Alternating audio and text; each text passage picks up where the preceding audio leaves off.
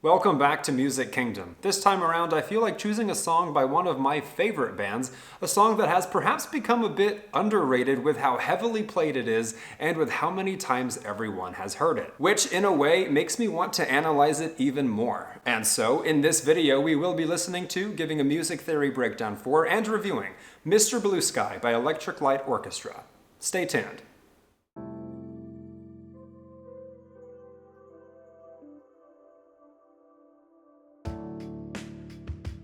Hi everyone, my name is Francis. If you are a fellow nerd for music, such as myself, and you appreciate not just reactions but in-depth reviews and analysis of songs, click the like button and subscribe to the channel. And of course, if you'd like to support the work I put into these videos, you'll find various links in the description below. Alright, now before we give the song a listen, first let's briefly talk Mr. Blue Sky by ELO. Mr. Blue Sky is from ELO's 7th studio album titled Out of the Blue, released in 1977. The album was written and produced by ELO's frontman, Jeff Lynne, and is amongst the most commercially successful records in the group's history. Story goes, he wrote the entire album in 3.5 weeks after a sudden burst of creativity, while hidden away in his rented chalet in the Swiss Alps. The album was, for the most part, well received, with Rolling Stone in particular saying that the album was meticulously produced and performed, showing the influence of the Bee Gees, the Beach Boys, and the Beatles. 5 singles were also released from the album, which are Turn to Stone, Mr. Blue Sky, Sweet Talkin' Woman, Wild West Hero, and It's Over. Now regarding the song specifically, Mr. Blue Sky forms the 4th and final track of the Concerto for a Rainy Day Suite on side 3 of the double album. In a BBC radio interview, Lynne talked about writing Mr. Blue Sky after locking himself away in the aforementioned Swiss chalet, in an attempt to write the band's follow-up to their album A New World Record.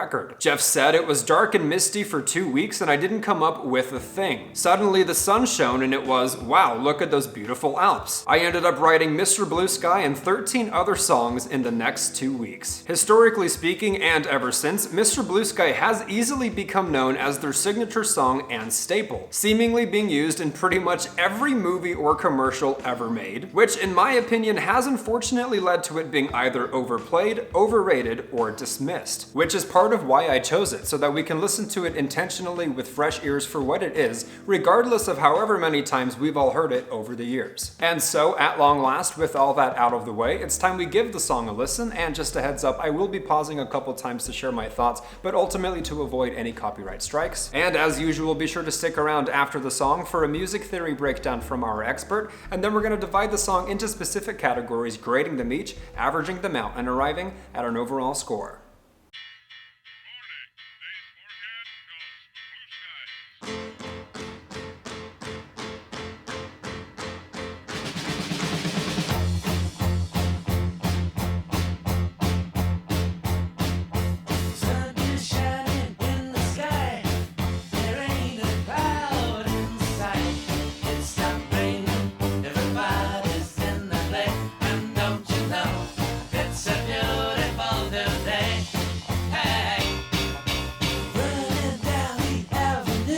As a production, it is immensely well done. Already.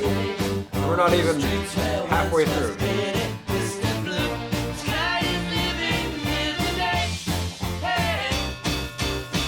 Mr. Blue Sky, please tell us why you had to hide away for so long. Why did we go wrong? Harmonies. Mr. Blue Sky, please tell us why you had to hide away for so long. The touches of synth that you can hear.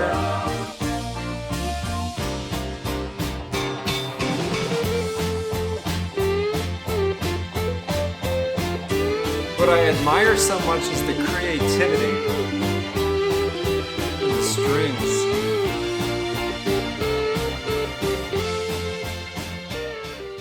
Thoughts so far, it really is an amazing creation. As familiar as the song is, hopefully when you're really listening intentionally and closely, you can appreciate the talent and artistry that goes into creating something like this, even if it sounds catchy and simple on the surface. And Lord knows you're going to hear me talk about production in this video a trillion times, because it simply is a master class. The attention to detail and creative expression in this song, in my opinion, shines most bright with its production. And yes, there is so much song left to hear.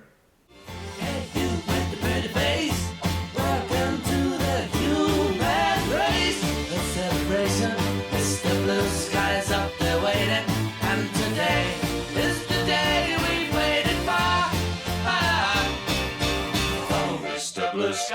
amazing. Tell us why you had to hide away for so long.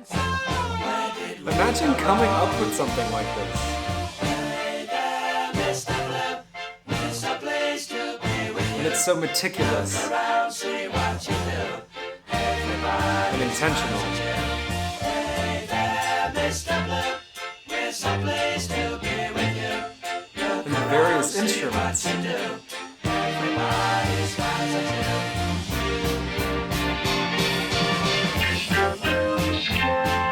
They popularized this sound. What a production.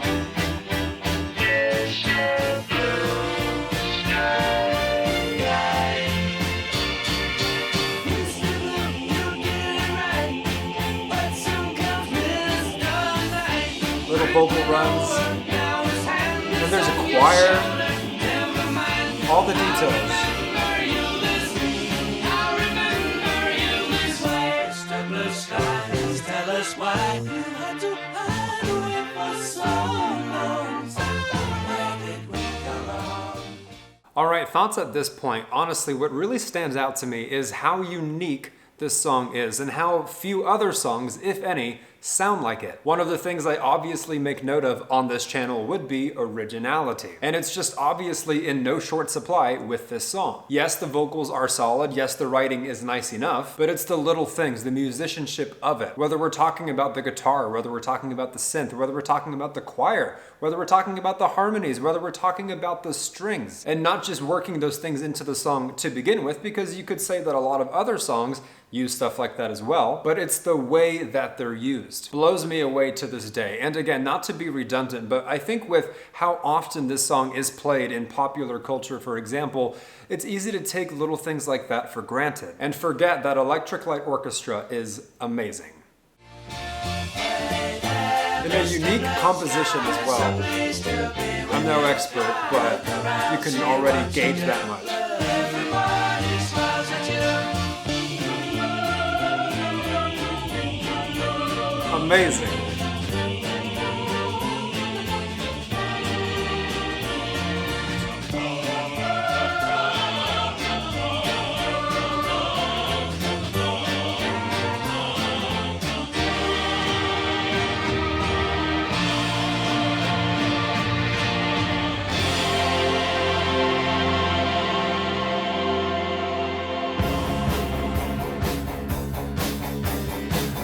It's exhibit number 4 billion why I favor the 1970s in terms of just the best stuff existing. They don't make it like this anymore.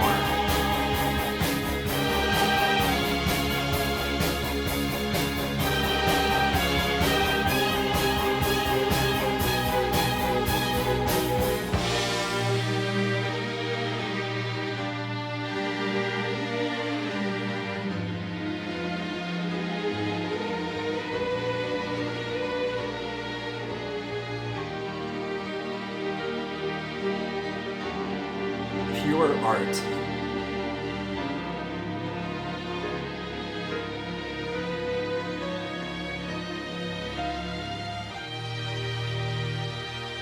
I know we've all heard it so many times, but really, masterpiece.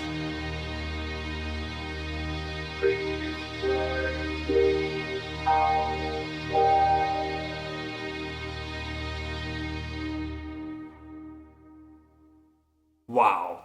Alright, initial thoughts before we go to the expert's corner and before grading the song. First of all, what more to say about Mr. Blue Sky? Again, I know we've all heard it so many times and you're going to hear me mention that so many times, but hopefully this time around you have been able to listen to it a bit more intentionally and just appreciate the song for what it is, which in my opinion is an absolutely unique, original, creative, expressive work of art, which simultaneously is easily accessible. That is not a simple feat. A lot of songs that either have an insane production or an immensely complicated composition, for example, or otherwise are super artistic, can sometimes be harder to get into. They might be 12 minutes. So in my opinion, there is something to be said when a song is immensely creative, yet appealing and digestible. Thanks, ELO. Now I do have further, more specific thoughts, which I'll get to when I'm breaking apart the song and grading it. But first, let's go to the expert's corner for a music theory breakdown and to see how he grades the song's composition.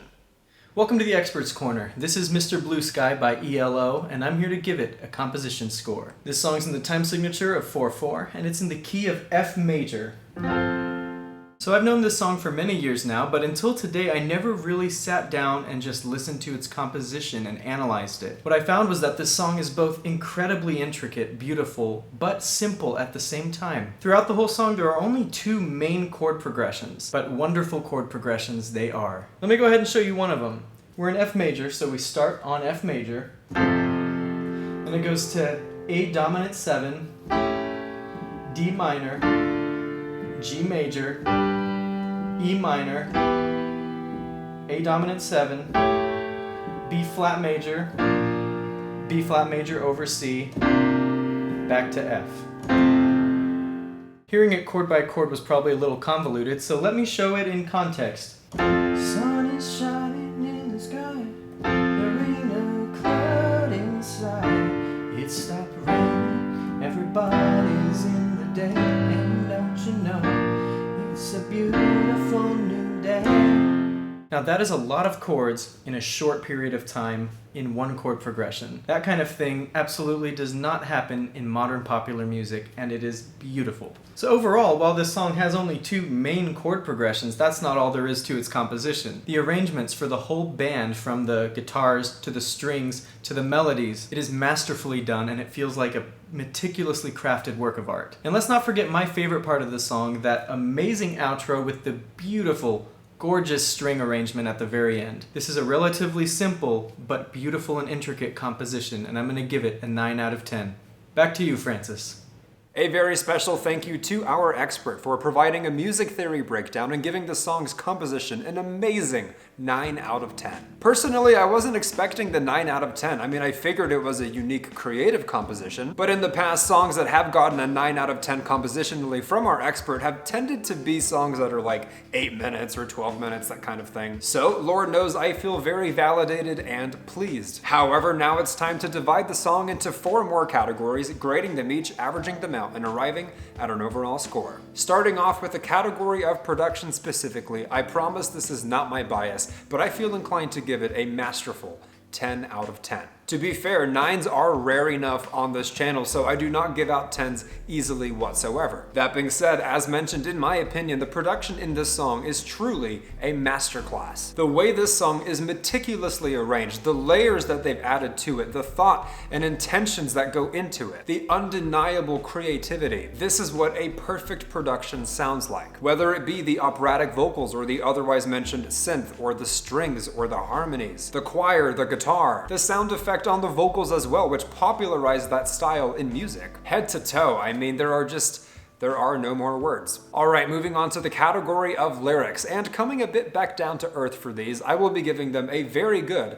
7.5 out of 10. Which, honestly, I feel is apt for this song. Obviously, categories like composition and production are where this song shines. And it's not to say the lyrics aren't good, because in my opinion, a 7.5 is damn near great, but they simply aren't the star of the show, albeit well written. I was going to go with a 7 as opposed to a 7.5, but I think that extra 0.5 is just for how iconic they've become and how most of us know them word for word. In my opinion, although not to a severe extent, that does have something to do with good songwriting. And for what it's worth, compared to a lot of lyrics in today's music industry, I would describe them as fresh, as original, as creative, as uplifting. But are they truly great lyrics? Were they masterfully penned? Are they poetic, warranting an 8, a 9, or a 10? No.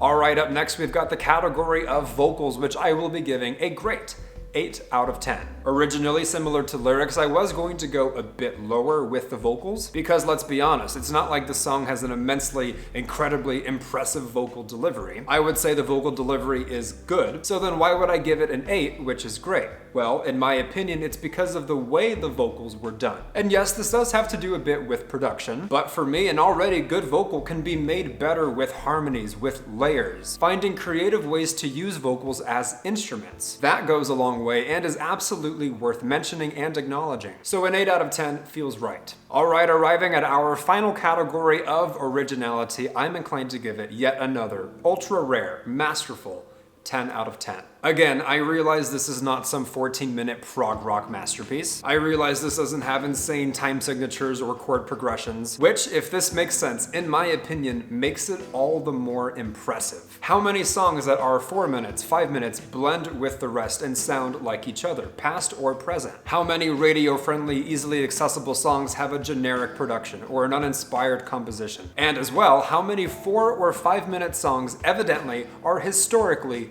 this iconic? There's a reason we've all heard it so many times, perhaps too many times, but the proof is in the pudding, whether it be the way it's composed, whether it be the way it's produced, whether it be the way that it has stood the test of time. This song, in my opinion, is the very definition of original, and inspired, and expressive, and artistic, and creative. To anyone watching this who's into making music in this day and age, take notes from a song like this. So now if we add it all up, including the expert's composition score, and average it out, Mr. Blue Sky by Electric Light Orchestra from their 7th studio album titled Out of the Blue, released in 1977, gets a great, almost amazing 8.9 out of 10. In my opinion, this is sacrilege because, subjectively speaking, I just want to give it a 10. But obviously, I wanted to remain as objective as possible, and it shows. In my opinion, this is a truly great song, and an 8.9 rounds up to a 9, which is amazing, which borders on a masterpiece. Kind of doing some mental gymnastics there, but either way, I do feel an 8.9 is accurate. Though, of course, that is just my opinion, so as usual, let me know in the comments below whether you think I am right on the money,